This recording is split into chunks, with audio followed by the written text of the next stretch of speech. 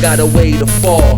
The mind, body, soul, control your thoughts. But it's more than 12 stories high. It's verse and chapters. Preachers, pastors, teachers, actors, refurbishing. Bounce my balls off the mattress, I'm turning it. Got the keys and the key to unlock. Hey, how's it going? This is Jason Dienhart with. Hey, how are you? Here we are. It's Jason with the Global Time Attack and Super Lab Battle. Here with Brett Dickie, live from Australia. Wanted to get with Brett today, check in with him, see how he's doing, catch up. So, how you doing, Brett? Yeah, it's good. We're a long way from where I thought I'd be seeing you next, but we're going all right over here. We're obviously not as bad as how the Americans are handling this new pandemic, but we're doing our best and trying to get through it. Pandemic? What are you talking about? Obviously, you're stuck in your office there, but yeah. Look, there's, in case you didn't know, outside of the motorsport industry at the moment, there's a fairly severe thing going that's stopping us coming back to Global Time Attack. So hopefully, the powers that be get that sorted out soon, and we can get back on a plane and head over there. I agree. We're supposed to be dropping the news tomorrow. Waiting on Road Atlanta and Formula Drift. That's a big weekend that was coming up, May 8th and 9th. The original date for Drift Atlanta, which features Formula Drift, and then of course Global Time Attack. It's the GTA Road Atlanta date. Hopefully we'll be releasing new dates tomorrow, I hope. It's not going to be canceled, but it is going to be moved back. The governor of Georgia has basically like a stay-at-home recommendation, I believe, until May 15th. So it won't allow that event to happen. So they're looking at other dates, maybe in July. So we'll see what happens. But as soon as we're allowed to release that information, we will. Hopefully, stars will align, since the elusive car, which is up on screen right now, it's still here in California. You guys are in Australia. You'll have to be allowed to fly unless you want to start swimming now to try to get over here. I think from a logistical side, it's been huge. It's been a massive effort just to obviously to get the car over there and to get over there for one event so far, and now everything's pretty much on pause. We essentially we don't know when we're going to be allowed back. The car's still sitting in Norco in California, and just sitting there waiting for us to come back, and hopefully we can come back and bring the boys across and put on another good show, and hopefully have a gearbox that lasts more than 2 laps and have a bit of fun. But yeah, at the moment we just wait and wait from the guidance from yourself and everyone from Global Time Attack and Super Lap, and obviously you guys are doing the best you can and trying to obviously find a new date for an event. But yeah, we're sitting here waiting. My race gear is still packed because we were meant to be flying out in 2 weeks' time, but instead I'll just jump on the trusty simulator and smash out a few more laps and keep training. I'm training for a half marathon at the moment, so yeah, things are looking up. But yeah, it's a little bit hard to keep focused when you haven't got a race car to be in. Yeah. It's just it's such a just uncharted territory. You know what I mean? Dealing with a situation like this. So yeah, it's just take it day by day, and everybody's just trying to do the best that they can.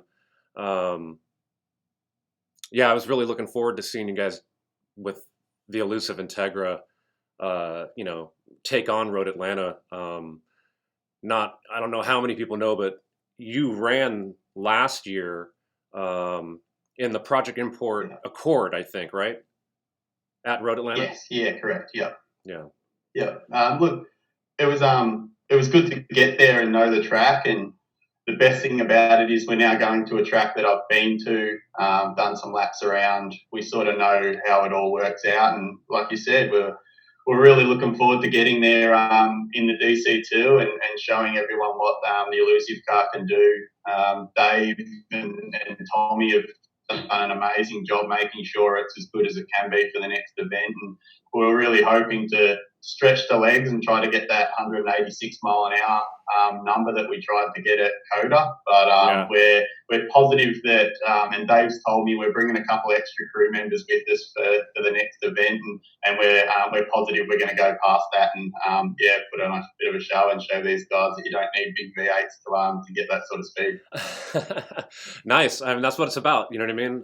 This was great about Time Attack is that, you know, people choose their own weapon, if you want to look at it like that, you know, your own car that you want to take to battle.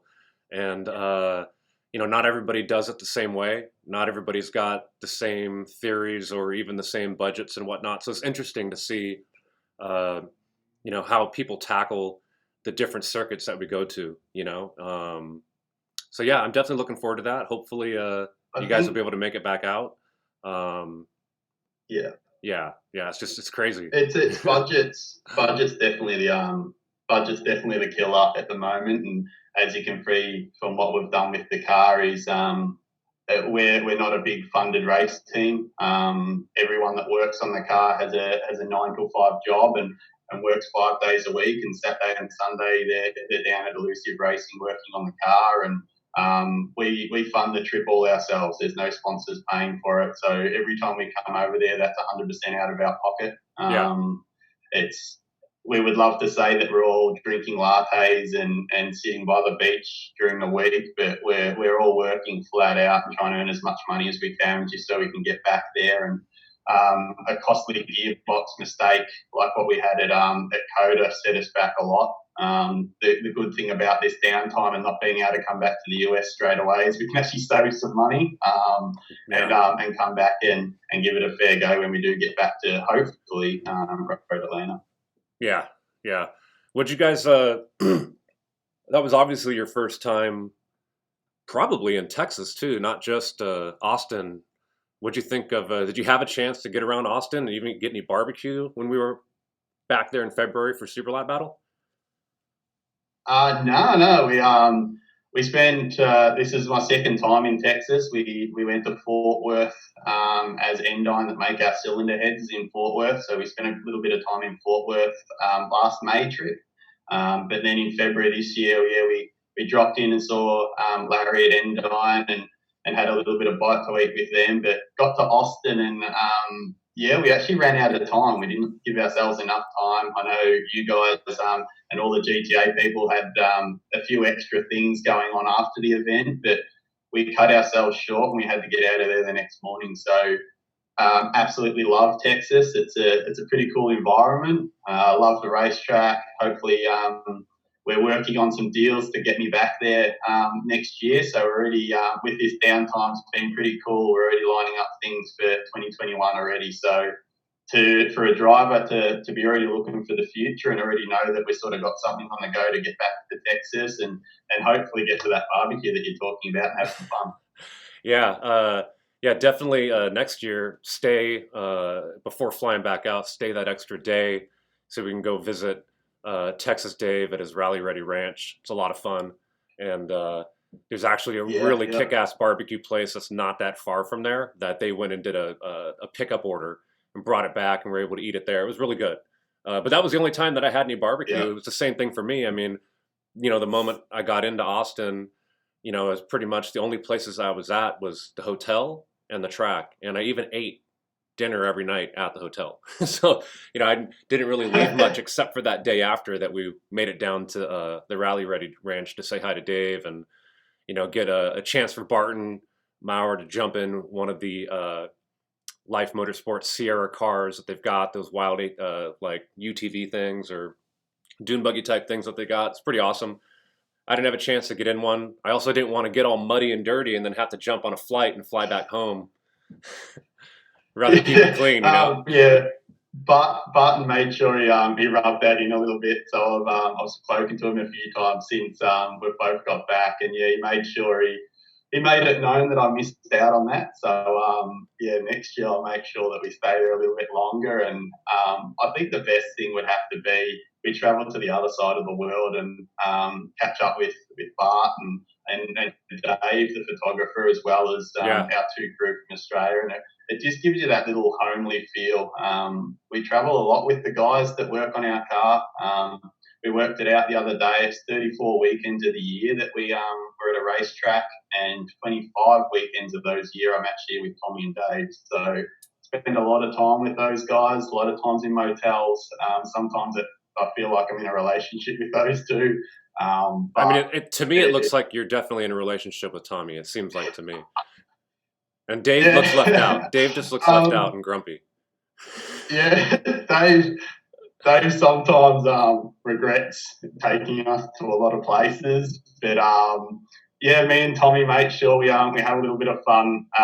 Like I said, we wake up in the morning in the same motel complex. We eat at the same places. We pretty much spend the whole time when we're traveling and racing with each other. Yeah. So you've got to have a little bit of fun. Sometimes you should probably tame it down a little bit and remember that people are watching, and it's not really an inside joke anymore. But as you can see, it's some of the photos coming through makes me think that sometimes I should make sure there's no cameras around when I'm doing some stupid stuff. Well, I mean, like you said, you spend so much time with the people on the road when you're making this kind of stuff happen. You know, similar like with myself and the staff that helps me put on a time attack event. And I mean, they become family. You know, you spend, like you said, so many days with these people. It's probably more time, more weekends than you go see your mom and your dad. You know what I mean? So it's like you get to know these people really, really well. But for me, that's like a big part of it. That's so much fun. You know what I mean? And it makes it special. Yeah, it's like you said, you spend so much time with them. They're like your family.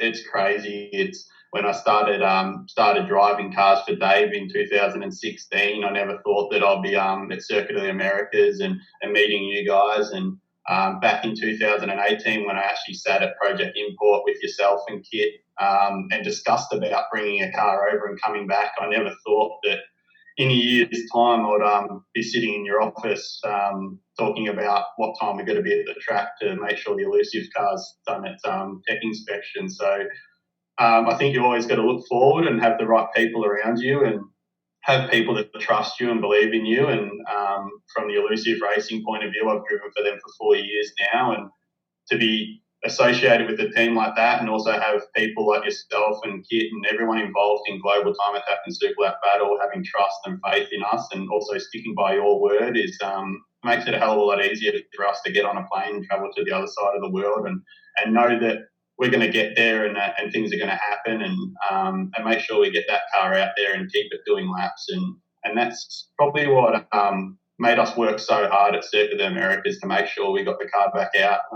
We could have just called it quits and went and made barbecue, but we didn't. We sort of focused on what we had to do and made sure we got the car out there so people can see it. We reckon it was about 5 to 6 seconds off the pace, what we reckon it was capable of with the standard gearbox.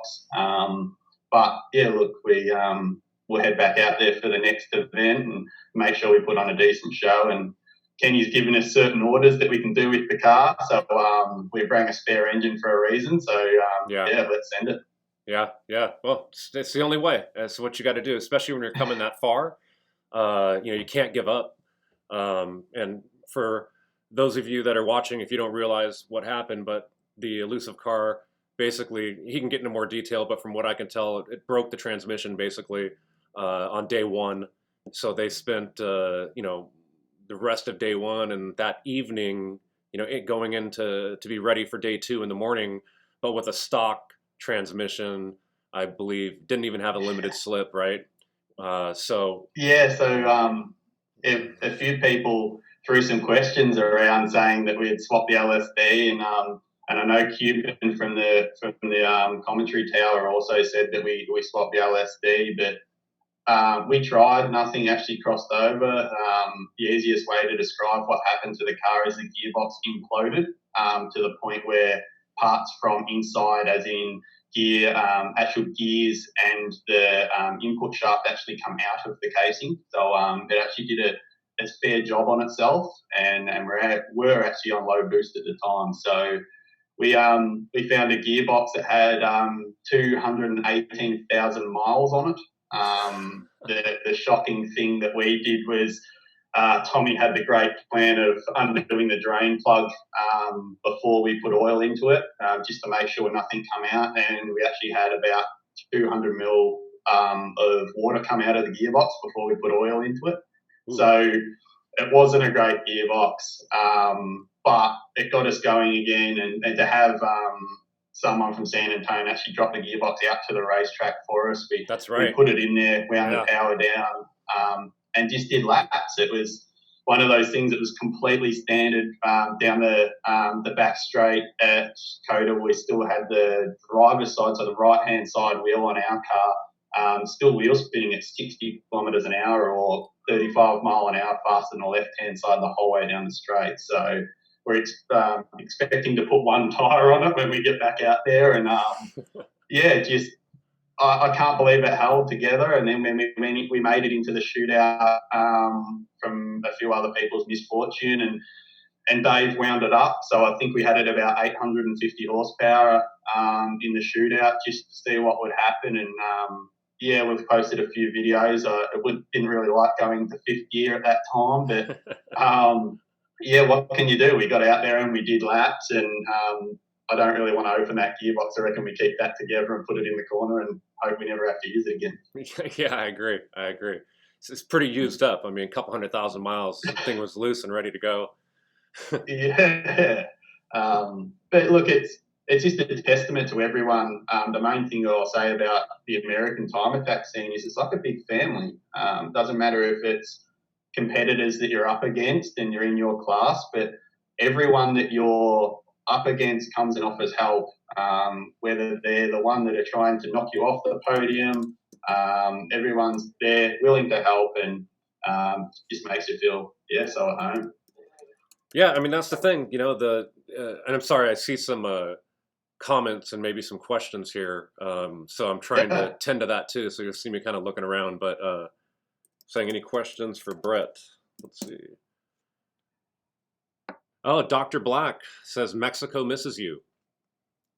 I think Brett misses Mexico as well. So I can't wait. We'll be back there soon. So hopefully we can see you at an event soon and catch up and have a laugh about all the, hopefully not some of the photos that have popped up here. And so Dr. Black is the dude that comes from Mexico, and he came to Super Lap Battle, and he was the one that had a picture on his T-shirt of Barton, and then had all you guys signing it, if you remember. That's Dr. Black. Yeah, right. Now I remember. So I'm waiting. I feel a little bit disheartened that I haven't had my own T-shirt yet. So hopefully you can fix that up. I know Cuban sent a few photos to him, but please don't use some of the photos that you've got from Cuban, because they're probably not my best hour. But yeah, looking forward to it. He always surprises us, and fans like that make us want to come back out. Yeah, it's fun. It's good to have some fans. I mean, 6-7 years ago, there was no one really showing up to any of these things. You know what I mean? So it's cool to start to see people embrace and understand and have an appreciation for what guys like you and Timmy and Dave do, and really the rest of the field and people behind the scenes that make these cars go. Looking at some of these pictures, it's neat to see, the pit walk thing that we do, that we basically stole from Ian at World Time Attack Challenge. It's it's a good idea. It's really cool. People look forward to it. And it was nice to see that amount of people. I mean, we don't have tens of thousands of people there, but there was a few thousand people there, and it was nice. It was really nice to see, so hopefully we're on the right, path with Super Lap Battle at Coda, to build that into a big annual Super Time Attack competition. Did you have a chance to check out the videos? Couple cool videos that came out last week or 2 weeks ago about the Super Lap Battle event. The first one that came out was from the Fast R group in Europe. They did a really nice video. I think I'll play a little bit of that right now. Let's see here if I can do this. Yeah, there it is. Man, I don't have any idea what we're about to do. And so my buddy Cole Pallison, so he owns Runs Life Motorsport. He's racing a car called Sydney, this GTR. It's got wings on wings on wings. It's like they were selling them half off and they bought all of them. Anyway, it's a time attack car.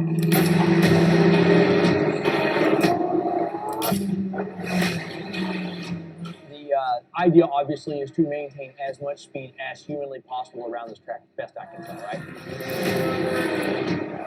Time Attack is a drag race car that turns corners. It's kind of funny to hear the guy in the beginning that started it, Aaron, kind of view as somebody as like an outsider. You know what I mean? Kind of like looking in on like these crazy cars. You know, are they really just trying to do the fastest lap they could possibly do? And it's like, well, fuck, that's kind of cool. You know what I mean? Because you know, for him, obviously, if you know about him, you know he's got a car that he built.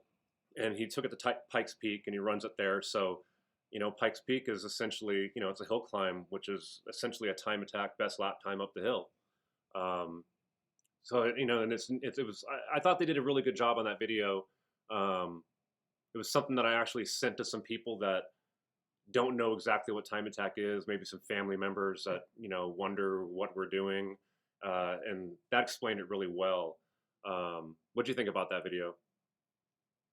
Yeah, I think it. I shared it as much as I could over here, and a lot of people are surprised on the growth of time attack in America, and it's a good representation of what's going on over there. A lot of people didn't get to catch as much of the live stream due to the time difference that we have, and Yeah. everyone that watched it said that it was amazing and the coverage and in depth, and the funniest part has to be Aaron saying about that there was a sale on wings and they bought all of them. So it pretty much sums up time attack. Not so much our car, but sums up time attack. And seeing the footage, and every time I see some of the moments from our guys and all your guys and people's raw emotion in that video captures it really well of what the event is and how much every second counts. That's for sure. Yeah, most definitely. Another video, I don't know if you had a chance to watch this one. It just came out last week, and it's from the Time Attack News. Well, actually, yeah, I'm pretty sure because you were interviewed on it, right? Yeah. I should probably find that real quick here. Let's start that one.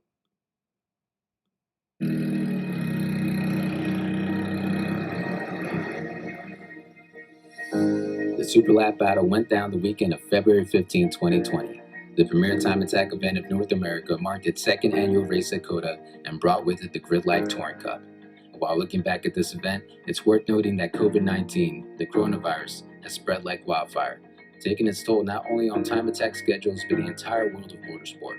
In response to the pandemic, Circuit of the Americas staff have decided to close its doors indefinitely. We at Time Attack News ask that everyone follow health official guidelines and help save lives. Let's all do our best and hopefully get back to chasing perfect laps. World Time Attack Team Elusive Racing made their way to US shores to join in on what would be the most competitive class of the weekend. Australian racers weren't the only thing new at Super Lap this year. 2020 saw a Yokohama Spec Tire program take place. The track... Where's your interview in it, do you know? Do you remember? I think it's about halfway. Let's see.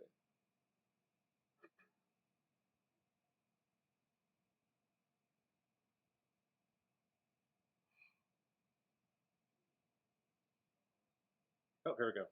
It's just cool to see so many videos coming out, and like I said, it shows a lot of people from behind the scenes and different cars, different drivers, and a lot of people never see the drivers behind the cars. So it's makes it a hell of a lot easier. And all our posters pretty much represent the car, and not saying that it's all about the driver. It's, in my view, it's all about the people behind the scenes and all about the crew. The driver gets a good job because he's the one that raises the trophy at the end of the day if he does well. But it's just shows the raw passion that everyone has, and people you can see in that video are pretty much running on like 2 hours sleep and just making sure that they can get back out there. And especially it affected us a little bit with working late into the night some nights, and then we're having the time difference and jet lag. And but no one will ever give up. and it just shows that there's people behind every great driver. There's a great crew and a great car.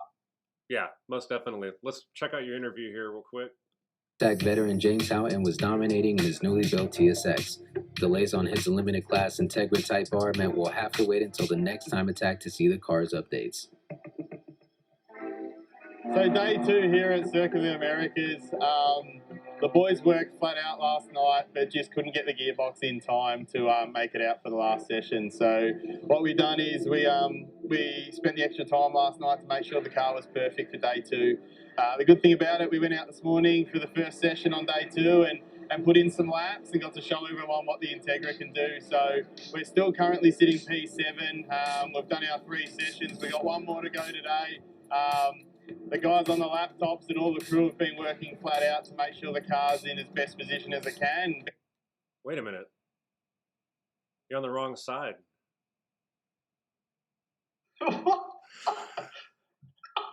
Conditions can be to give it our last little crack at trying to get in the shootout. The driver doesn't flip in the car at the same time. So it's as much as a few of your staff have sent me photos of me upside down in the car and all sorts of things. Yeah, surprising enough, I actually, when I go the other side of the wheel, the driving seat doesn't move as well. I couldn't remember or if it was this weekend and it was you guys, or if it was there's this other guy that's got a right-hand drive Skyline, Kyle Paddleford, and it might have been him, maybe at Road Atlanta last year or something like that, but where the corner workers were calling up to race control and saying, there's something really weird going on, but I don't see a driver in like car 44. You know, it's like, no, it's right-hand drive. It's right-hand drive. Yeah. Yeah, we didn't have that this time, but yeah, it's good to be able to have a bit of fun with it all. Even Carla that transported our car to Dakota said the same thing. She goes, I went to push it out and I opened up the passenger door and all sorts of things like that. And same when I drove the Project Import Accord, I opened up the passenger door to get into the car and I was on the wrong side. So there's always some jokes happening and gear sticks on the wrong side. But yeah, it's always a bit of a laugh. That's funny, man. What kind of coming up pretty close on a half hour here. Let's maybe ask you like one more question or so. Yeah. So when did you first start getting into racing cars? Was it something where you like a young kid in karts and stuff like that coming up that way, or? Yeah, so I'm currently 30 years old, and at the age of 7, my dad bought me my first go-kart. Lucky enough, I've had a supporting family the whole way along, and struggling to make ends meet as most families do, and put me in a go-kart and did my first race. And I'll tell you right now, I definitely wasn't good. I'm pretty sure I crashed on my first weekend, and my dad just kept saying, if you want to keep going, we'll keep going. So went through the ranks of motorsport, through go-karting and Formula Ford and some saloon racing here, and slowly made my way up to competitive sports car racing. So I did a little bit of sports car racing and prototype racing, and then built a sports sedan with my dad, which is my tube chassis rear-wheel drive F20C powered Prelude that I run over here. So it's about 800 horsepower, so something a little bit crazy. Yeah. So then started running that. And then one day I got asked to go to a time attack event. Went out there and I met Dave, and Dave was actually engineering a car for Kenny at the time, and I was sharing a garage. I ended up winning the class I was in with the car in the same garage as the elusive car, and they said that they were a little bit short on time, and they asked if I could jump into their car and see what I could do time-wise and see if I could improve their time for the weekend, and jumped in and ended up winning the event. So lucky enough, we moved on pretty quick through the last 4 years with those guys and built a new car and went on and won World Time Attack in 2018 and runner-up in 2019. And yeah, I've got a few more things I want to add to my list before I slow down, and definitely getting the number 1 in America is definitely high on the priority list. Oh, shit. All right. It's good. All right, so do you have a couple questions here? So Jeff Hahn's asking, maybe I missed it already, but is the plan to run the car at Road Atlanta next? I'll answer that for him. Yes, that the original plan with the Elusive boys coming out with the Integra and Brett driving was to do Super Lap Battle Coda in February, keep the car here in the States until May, and then they were going to fly back out and run it in May at Road Atlanta. We should be releasing new dates tomorrow for Road Atlanta, and hopefully it's all going to work out to where Brett and the Elusive guys will be able to fly back out again for the new dates that I think are going to be in July. And we'll be able to see the car tear up Road Atlanta, which is pretty awesome, coming down that big drop-off at the end over there before the last straight. It's pretty crazy. Matt Veramontes is asking, hey, Brett, what are the specs on the motor in the DC2? Right. So it's probably not as full on as everyone expects. We still run a standard K24 block with dart and wet sleeves. Still running a standard K24 crank from factory. Nothing done to the crank? Still 100% standard. We've always run standard cranks in our engines and haven't had a failure, touch wood. So custom rods, which we've actually worked with the guys at Carrillo to get a rod to our specs, because we had a few rod failures in the early days. Pistons that are all Dave Flood's brainchild there, so he's made some custom pistons for it. We run an amazing billet cylinder head from the guys at Endine in Texas, which actually, from a standard cylinder head, we picked up about 50 kilowatt in the mid-range just by changing a cylinder head. All the valve sizes are standard and as they come from factory, and we just a lot of porting work. We run some camshafts, which are also a little bit of an in-house thing that you can purchase for Elusive Racing. Just from R&D, we do a lot of R&D with all our engine program, and we build engines for a lot of race teams and race cars in Australia here. So we try to put as much as what we stock and sell into our engines as possible, trying to keep them moving. And obviously, big turbo on the side, as you can see, the turbo is half the size of the engine, and massive big skunk 2 racing throttle body and manifold, which helps us. Surprising enough, at 35 pounds on high boost, we have 0 lag. So it's pretty cool the way the guys have set it all up. We actually run 2 drive-by-wire motors to control boost. So yeah, it's a lot of technology going on there. Awesome. You can find out more about the Elusive Racing weekend that they had at Super Lap Battle Coda back in February. If you go to the Elusive Racing YouTube page, they have a recap on the Elusive Racing YouTube page. DHG Adventures asks, does Brett have a fans only? No, not really. It's pretty much one of those things. You get what you see, to be honest. All right. Hey, so how is Tommy doing over there? It's a little bit hard at the moment. We sort of keep to ourselves, obviously, with the lockdown that we're experiencing here, but everyone's working.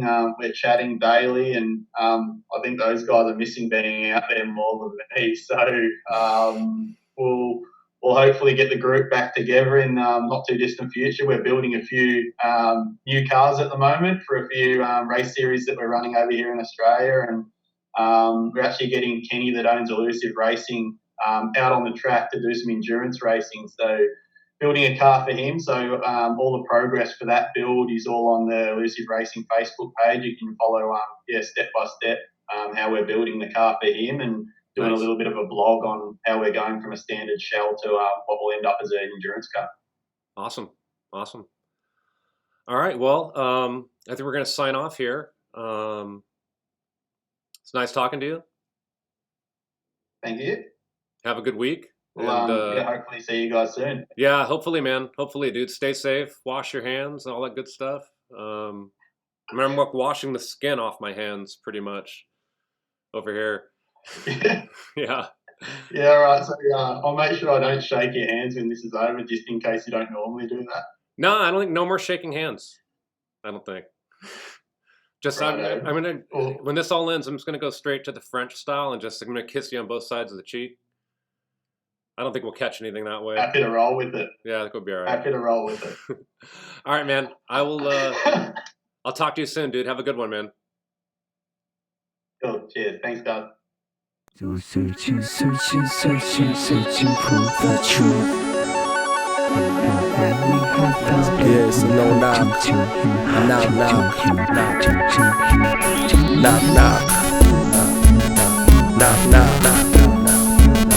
Yeah. It's open sesame, then perception gets triggered down the dark hallway through a hall full of mirrors. Bless the spirits, then wait for the eclipse. A smoke, a split, black lips speak the power and the myth. Yes, my law, call off all the dogs and the currents alternate, legislate the law. Every third floor got a way to fall. The mind, body, soul, control your thoughts.